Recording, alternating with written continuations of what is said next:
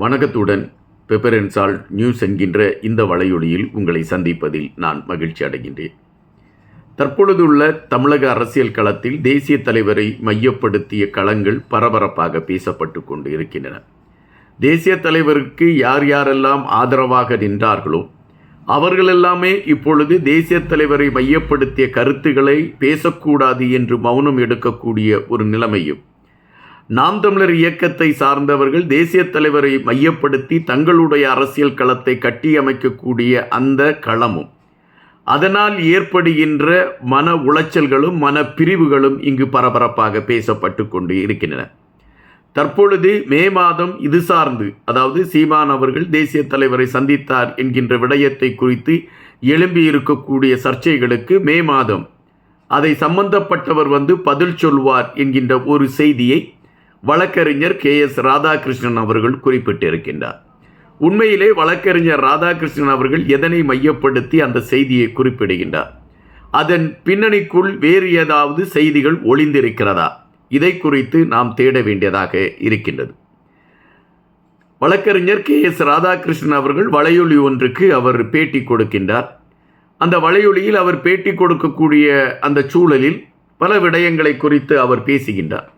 அப்படி பேசுகின்ற பொழுது தேசிய தலைவரை மையப்படுத்தி இன்று பலர் பேசிக்கொண்டிருக்கின்றார்கள். ஆனால் தேசிய தலைவரை மையப்படுத்தி பேசுவதற்கான முழு விடயங்களும் தெரிந்தவர்களாக நாங்கள் இருக்கிறோம். நானும் ஐயா பல நெடுமாறன் அவர்களும் இருக்கிறோம். ஆனால் நாங்கள் இப்பொழுது அமைதியாக இருக்கிறோம். யார் யாரோ பேசிக்கொண்டு இருக்கின்றார்கள். 1977 ஆண்டிலிருந்து 1984 ஆண்டு வரை தேசிய தலைவரோடு ஒரு நெருக்கமான பயணத்தை எடுத்துக்கொண்டது நான் ஒருவனாக மட்டும்தான் இருக்கும். தேசிய தலைவருடைய கோபம், அவருடைய செயல்பாடுகள், இவைகள் அனைத்துமே எனக்கு தெரிந்திருக்கிறது. என்னைப்போல் வேறு யாருக்கும் தெரிந்திருக்குமா என்கின்ற விடயம் கேள்விகளாகவே இருக்கின்றது. ஆனால் இன்று பலர் தேசிய தலைவரை மையப்படுத்திய கருத்துக்களை பதிவிடுகின்றார்கள். ஏதோ தாங்கள் சந்தித்து அவரோடு பயணித்தது போன்ற பல கருத்துக்களை எல்லாம் எடுத்து வைத்து கொண்டிருக்கின்றார்கள். ஏறக்குறைய அதுபோன்ற செய்திகள் தான் இன்று தமிழக அரசியல் களத்தில் ஒரு பரபரப்பை ஏற்படுத்தி கொண்டு இருக்கிறது என்கின்ற செய்தியை அவர் எடுத்து வைக்கிறார்.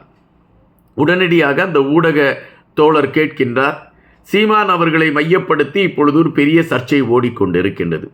சீமான் அவர்கள் தேசிய தலைவரோடு இருப்பதாக அவர் எடுத்து வெளியிட்டிருக்கக்கூடிய புகைப்படம், அது ஒரு போலியான புகைப்படம், அதல்லது ஒட்டு வேலைகளில் அது உருவாக்கப்பட்ட புகைப்படம் என்ற செய்தி வருகின்றதே, இதில் எந்த அளவிற்கு உண்மை இருக்கிறது என்று ராதாகிருஷ்ணன் அவர்களிடம் கேட்கிறார்கள். அப்பொழுது ராதாகிருஷ்ணன் அவர்கள் மிக தெளிவாக ஒரு விடயத்தை எடுத்து வைக்கின்றார். அது என்னவென்றால், இவர்கள் பலர் குறிப்பிடுகின்றார்கள் சீமான் அவர்கள் இலங்கைக்கு செல்லவில்லை என்று. ஆனால் எனக்கு தெரியும் சீமான் அவர்கள் இலங்கைக்கு சென்றார் என்கின்ற விடயம் எனக்கு தெரியும். 10 நிமிடங்கள் அவர் தேசிய தலைவரை சந்திப்பதற்கான களங்களை அவர் பெற்றார் என்கின்ற விடயமும் எனக்கு தெரியும். ஆனால் தேசிய தலைவரோடு புகைப்படம் எடுத்தாரா எடுக்கவில்லையா என்கின்ற விடயத்திற்கு என்னிடம் பதிலில்லை. ஆனால் யாரோடு சீமான் அவர்கள் புகைப்படம் எடுத்தாரோ அவர் சொல்லக்கூடிய ஒரு சூழல் மே மாதத்தில் நடைபெறுவதற்கான வாய்ப்புகள் இருக்கிறது என்பதை மறைமுகமாக வழக்கறிஞர் ராதாகிருஷ்ணன் அவர்கள் குறிப்பிட்டார். ஏறக்குறைய பலமுறை வழக்கறிஞர் ராதாகிருஷ்ணன் அவர்கள் இதுபோன்ற செய்திகளை பதிவிட்டிருக்கின்றார். அப்படி அந்த செய்திகள் பதிவிடப்படுகின்ற பொழுதெல்லாம் அதை உள்வாங்கிக் கொண்டு இது ஒரு உண்மையாக இருக்குமோ, உண்மையான செய்தியை தான் அவர் எடுத்து வைக்கிறாரோ என்கின்ற எண்ணம் எல்லோருடைய மனதிலுமே இருந்த காரணத்தினால் அந்த செய்தி சார்ந்த விடயங்களை எதிர்பார்த்து காத்திருக்கக்கூடிய களங்கள் தொடர்ந்து கொண்டு இருந்தன. தற்பொழுது அது குறித்த விடயங்கள் ஒரு அமைதியான கோணத்தில் பயணித்து கொண்டு இருக்கின்றது. இப்பொழுது மீண்டும் ராதாகிருஷ்ணன் அவர்கள் அது சார்ந்த ஒரு கருத்தை பதிவிட்டிருக்கின்றார்.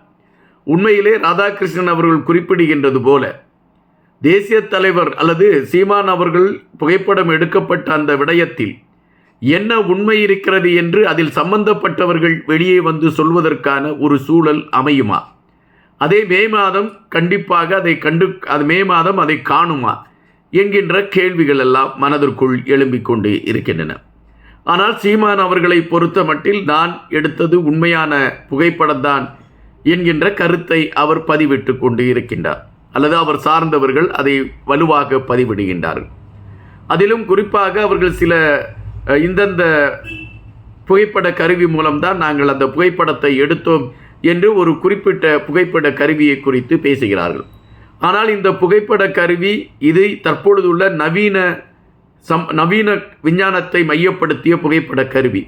ஆனால் முன்பு இருந்த புகைப்பட கருவியில்தான் நாம் அந்த ரோல், அதாவது ஒரு ஃபிலிம் ரோல் போட்டு எடுக்கக்கூடிய ஒரு களத்தை கொண்டதாக இருக்கும் என்கின்ற செய்தியை திராவிட கட்சிகளை சார்ந்தவர்கள் எடுத்து வைக்கின்றார்கள். அப்படி என்றால் இவர்கள் பொய்யான செய்திகளை சொல்கிறார்கள் என்பது அவர்களுடைய பதிவாக இருக்கின்றது. இப்பொழுது ஐயா வைகோ அவர்களிடம் இதை குறித்த ஒரு கேள்வி எடுத்து வைக்கப்படுகின்றது.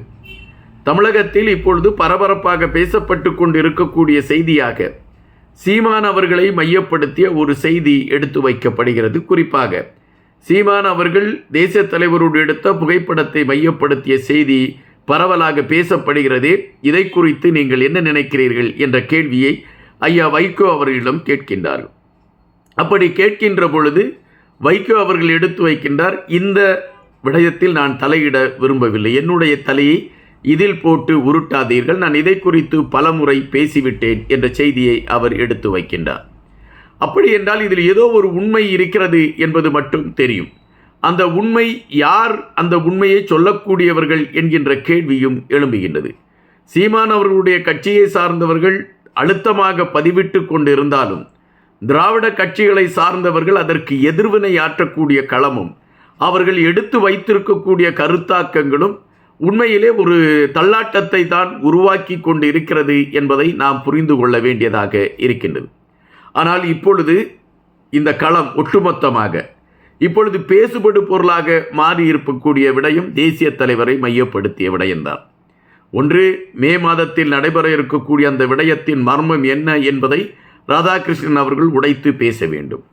இரண்டாவது, சீமான் அவர்களை பொறுத்த மட்டில் நாங்கள் தேசிய தலைவருடைய பிள்ளைகள், எங்களை நீங்கள் சீண்டி பார்த்தால் அது எங்களை எந்த அளவுக்கும் நீங்கள் மிஞ்சிவிட முடியாது என்கின்ற கருத்துக்களை அவர் பதிவிடுகின்றார். ஆனால் சீமான் அவர்களை எதிர்த்து தமிழர் தாயகத்தில் சார்ந்த ஒரு சில தோழர்களும் பதிவிட்டு கொண்டு இருக்கின்றார்கள். ஒட்டுமொத்தமாக ஒரு 15 ஆண்டுகால அரசியல் களத்தில் சீமான் அவர்கள் பயணித்து கொண்டிருந்த விடயத்தில் மிக முதன்மையான களமாக இருந்தது இந்த புகைப்படம். ஆனால் இப்பொழுது இந்த புகைப்படத்தை மையப்படுத்திய ஒரு சர்ச்சை வரக்கூடிய களமும், இந்த புகைப்படம் உண்மையா பொய்யா என்கின்ற விடயத்தை சம்பந்தப்பட்டவர் மே மாதம் சொல்வார் என்று KS ராதாகிருஷ்ணன் அவர்கள் சொல்லுகின்ற விடயமும் பல சந்தேகங்களை எழுப்பிக் கொண்டு இருக்கின்றன. பலமுறை ராதாகிருஷ்ணன் அவர்கள் சொன்ன விடயங்கள் பலமுறை அது நடைபெறாமலே பயணித்திருக்கிறது. இந்த முறையாவது அது நடைபெறுவதற்கான களம் அமையுமா என்கின்ற கேள்விதான் எல்லோருடைய மனதிலுமே எழும்பிக் கொண்டு இருக்கிறது. நன்றியுடன் இன்பா.